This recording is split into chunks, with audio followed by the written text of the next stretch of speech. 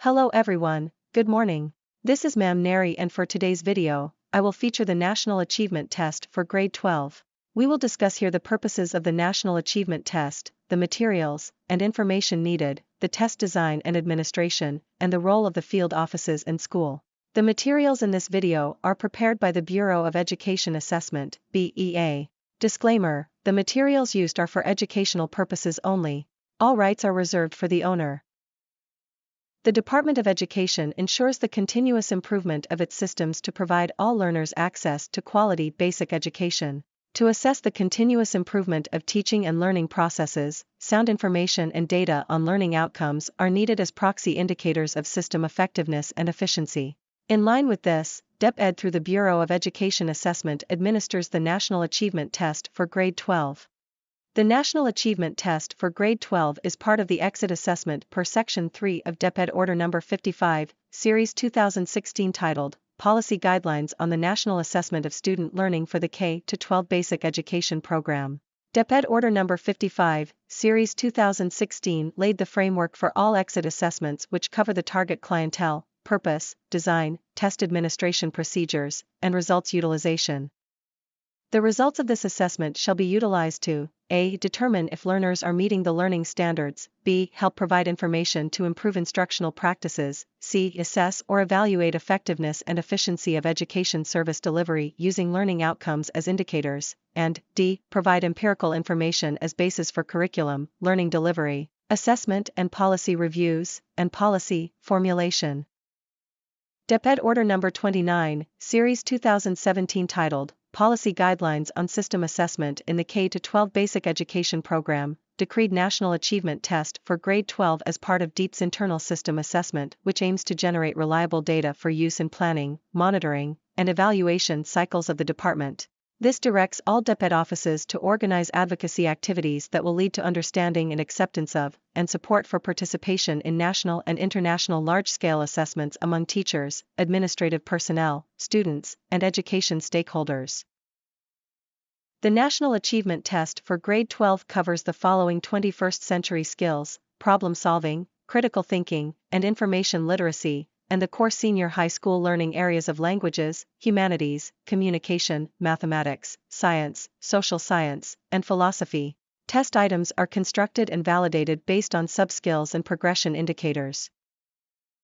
Competencies from each learning area are arranged according to 21st century skills.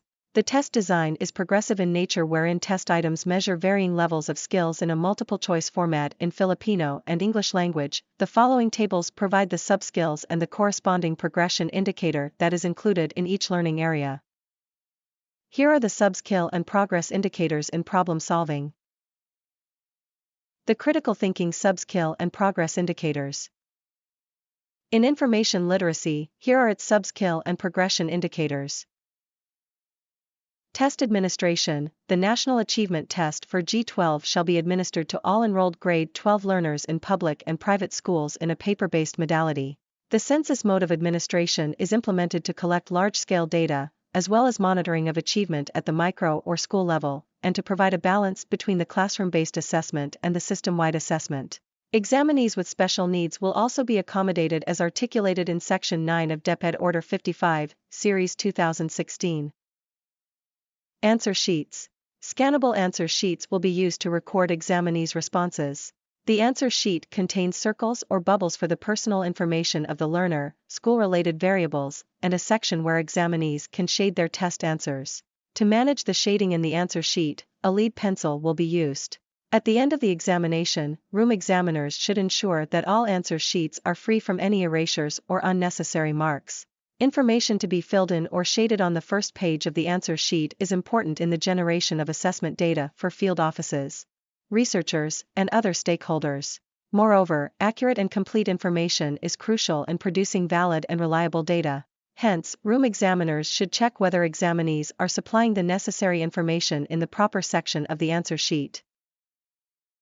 Schools should inform examinees that the following information is to be provided on the examination day: name, type of school, gender, type of community, region and division codes, learner reference number, LRN, plans after graduating senior high school, SHS, are you a member of the IP group, is your family a recipient of the 4PS, for private school students, are you a recipient of the SHS voucher program, school ID, grade 12, birth date, class number, age. Data reporting and utilization. Test scores shall be reported as percentages. Normative data using the measure of standard deviations are computed based on the mean percentage scores, MPS. Results are presented by levels of progression and the proficiency level is at least 75%. The levels of proficiency, descriptions and their corresponding range of percentage scores are shown in the following table. Highly proficient with an MPS of 90 to 100 means that the students are highly capable of solving problems, managing and communicating accurate information, and analyzing and evaluating data to create/formulate ideas. Students under proficient with 75 to 89 are skilled in solving problems, managing and communicating information, and analyzing and evaluating data to create/formulate ideas. Nearly proficient with an MPS of 50 to 74, students met the minimum level of skills in solving problems, managing and communicating information, and analyzing and evaluating data to comprehend ideas. Those with 25 to 49 are low proficient. At this level, the students are able to identify strategies for solving problems and differentiate and organize information. Not proficient students are those with MPS of 0 to 24. At this level, students are able to solve simple problems and classify and identify the source of information. There shall be 2 board works, one for day 1 and the other for day 2. Prepare and post the board works. There is an allotted time for snacks and lunch breaks. Time limit must be strictly followed. Seating arrangement and test administration scheme. There shall be 30 examinees per testing room as depicted in the seat plan. There shall be 2 testing days. On day 1, the examinees will answer test booklet 1 while on day 2, they will answer test booklet 2. The seat plan should be strictly followed for both testing days. Test materials. 1. Test booklets. There shall be 2 booklets for BEA, test booklets 1 and 2. A. Test booklet 1 contains the general instructions, examinees descriptive questionnaire, EDQ, science, philosophy, humanities, and media information literacy subtests. B. Test booklet 2 contains the general instructions, mathematics, language and communication, English and Filipino, and social science subtests. 2. Answer sheets. The examinees shall use scannable answer sheets designed specifically for BEA. Important, every examinee must receive 2 sheets of AS with the same serial number, one for day 1 and the other for day 2.